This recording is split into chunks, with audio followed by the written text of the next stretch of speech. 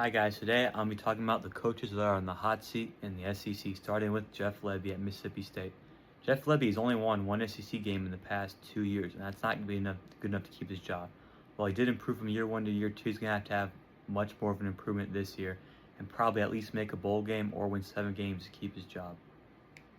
The next person on this list is Shane Beamer from South Carolina. Shane Beamer had a good start to his career at South Carolina, but has had inconsistency every year since then. While he had a really good season 2 years ago, with all the hype around Lenora Sellers and Dylan Stewart and Nick Harber, they underperformed. And this year, I think there's a realistic chance Shane Beamer will be fired during the season or after if they can't, make a bowl game or win 7 games this year.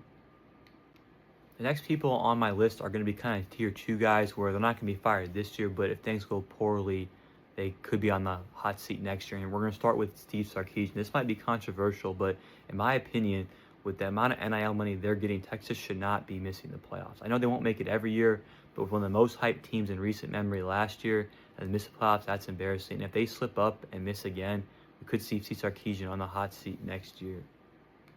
The second person on this list is Josh Heupel. Josh Heupel at Tennessee, we all know his biggest accomplishment was getting embarrassed in the first round of the playoffs 2 years ago.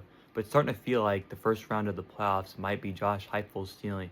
No matter how good his team seemed to be, it always seemed to never make an SEC championship. And as I said, he's only made the playoffs once.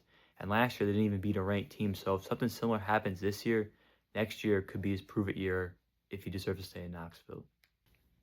The last coach I want to talk about is Kalen DeBoer. Obviously, with his contract just being extended, he's not going to get fired after this year. But if he underperforms by losing to an easy team again that costs him to miss the playoffs, or they get embarrassed in the playoffs, or heck, just lose to several good teams, then next year could be his last year to prove he deserves to be in Tuscaloosa. Thanks for watching AND1 Sports, and let me know what you think of this list in the comments.